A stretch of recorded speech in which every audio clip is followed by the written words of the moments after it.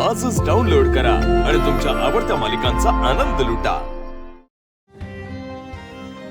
दुखायला लागलं सिंचनाचं पोट आता काय करायचं।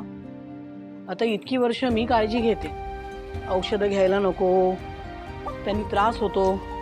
पूर्वी कसं औषध घेऊ नको बाई, मी तुला घरगुती उपाय करायला सांगते। मी काळजी घेत होते, गरम पाण्याची पिशवी करून देत होते, पोटाला तेल लावून देत होते। पण आता मी काहीही करणार नाही। आणि कशाला करू? जी मुलगी माझं घर मोडायला जाते तिची कशाला काळजी घेऊ? अजिबात काळजी घेणार नाही आई। हा काय झालं? सिंचनाची काही अडचण आहे का? अगं तेच नेहमीच पोटात दुखतंय आता। पूर्वी काळजी घ्यायची मी, पण यावेळी मी तिला गरम पाण्याची पिशवी देणार नाही। कशाला देऊ? अजिबात नाही। तिचं पोट दुखू दे, नाही तर डोकं दुखू दे।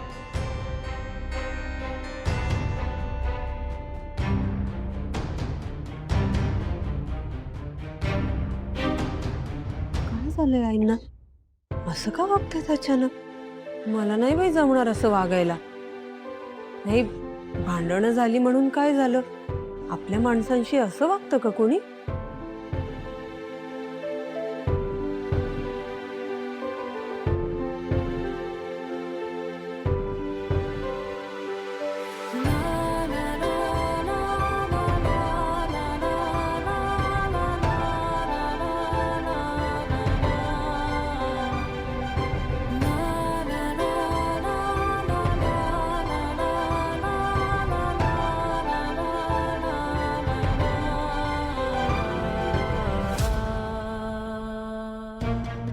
जयंत असं काहीतरी करतो की चूक जरी त्याची असली तरी माफी जान्हवीच मागते।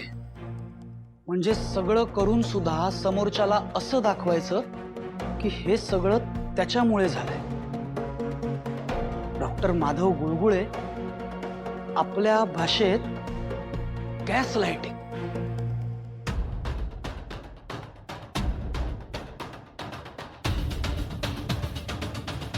एकदा प्रचंड प्रेमाने वागायचं आणि क्षणात बदलायचं। बायपोलर।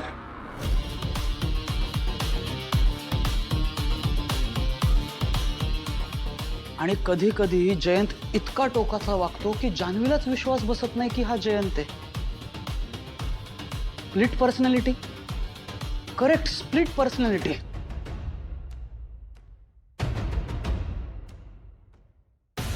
जयंत त्याच्या बायकोवर हक्क गाजवतो। कोणी त्याच्या बायकोशी बोललेलं त्याला आवडत नाही, म्हणजे एक्स्ट्रीम पॉझिटिव्ह तर आहेच, पण गोष्टी जागच्या जागी लागतात। स्वच्छता आवडते, गोष्टी मूळ जागेवरून कोणी हलवलेल्या त्याला आवडत नाही। म्हणजे त्याला ओसीडी, आणि हे तिने स्वतः मान्य केलंय, obsessive compulsive disorder. Doctor Madhav गुळगुळे केस फारच क्लासिक आहे।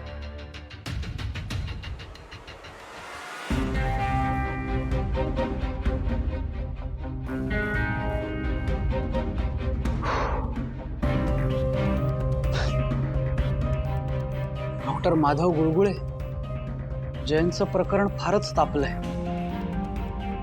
वेळीच उपचार नाही केले तर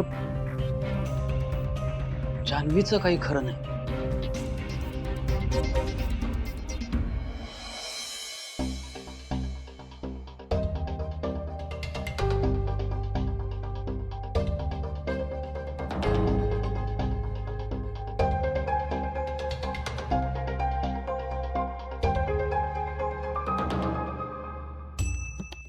या दिवसांमध्ये गरम पाण्याने शेक घेतला ना की तेवढंच बरं वाटतं। बाकी काय नाही, घोड्याला पाण्यापर्यंत आणण्याचं काम मी केलं। आता घोड्याने पाणी प्यायचं की नाही हे त्याचं त्याने ठरवावं।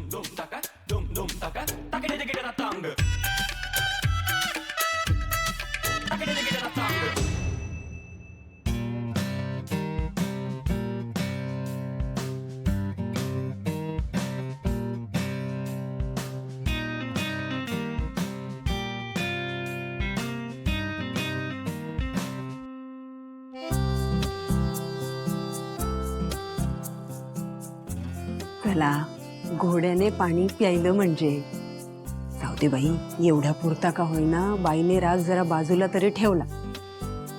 सिंचना सिंचना.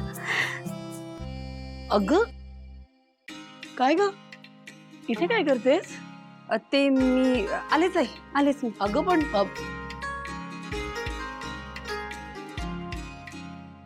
त्या दिवशी हरीशने माणुसकी दाखवली आणि आज अगदी मला वाटलं होतं त्याप्रमाणेच वीणाने आपलेपणा दाखवला.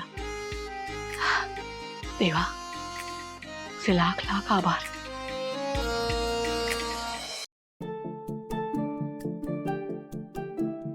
मॅडम मॅडम मॅडम अहो कसली घाई आहे तुम्हाला एवढी? हा अहो फोन विसरला तुम्ही तुमचा. हे घ्या. अरे देवा घ्या. सिद्धिराज.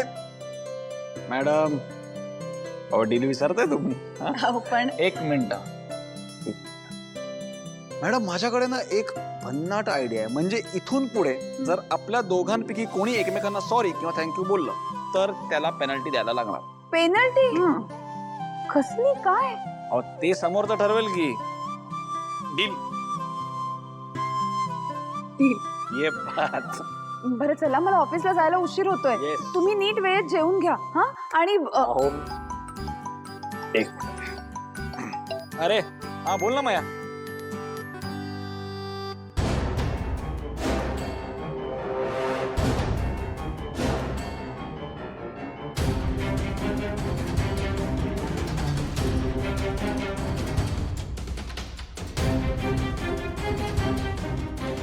काय काय सांगतोय सर? नाही नाही नाही, अरे बरं झालं तू सांगितलंस. मी बघतो काहीतरी. थांब. हा ठीक आहे. काय झालं सिद्धिराज? सिद्धिराज काय झालं? मॅडम अहो खूप मोठा प्रॉब्लेम झालाय. म्हणजे कोणत्याही क्षणी त्या घरावर पोलिसांची धाड पडू शकते. काय? हो पण ते कसं शक्य आहे? आपले पार्टी ऑफिसचे आणि घरचे सगळे अकाउंट क्लिअर आहेत. मग हे कुणी केलं? अहो मॅडम अपोजिशनचं काम असणार आहे. इलेक्शनची वेळ जवळ आली आहे ना. अहो पण मग आपण पोलिसांना सांगूया ना की कॅश अधिकृत आहे. मॅडम इतकं सोपं नाहीये ते. विरोधी पक्ष टीम बरोबर ते खोटे पेपर्स वगैरे सगळं तयार करतात. पण मग आता काय? आता आपल्याकडे वेळ फार कमी येते. लवकरात लवकर आपल्याकडे इलेक्शनच्या प्रचारासाठी जी कॅश आली आहे ती लपायला लागणार आहे. हो पण आपण कुठे लपवणार? तुम्ही नका टेन्शन घेऊ. तुम्ही पटापट ऑफिसला पळा. मी सगळं बघतो. हो नाही तुम्ही एकटे काय करणार? घरात दुसरं कोणीच नाहीये. रेणुका काकू, निलांबरी वहिनी, आजी सगळे मंदिरात गेलेत. हो आणि पप्पा आणि दादा सुद्धा पार्टी ऑफिस मध्ये गेलेत. ठीक आहे असो. तुम्ही पळा ना ऑफिसला. मी मॅनेज करतो. सिद्धिराज अहो तुम्हाला मी सोडून कुठे जाणार अशी? हो मॅडम सिद्धिराज अहो मी तुमची बायको आहे आणि तुमची मैत्रीण सुद्धा. तुमच्यावर असं संकट आलेलं असतं ना, मी तुम्हाला सोडून कशी जाईन? अहो हे घर माझंही आहे.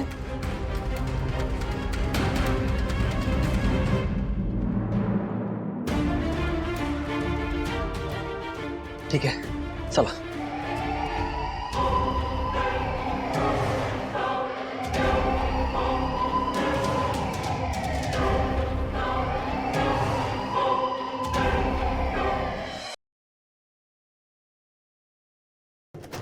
लक्ष्मी निवास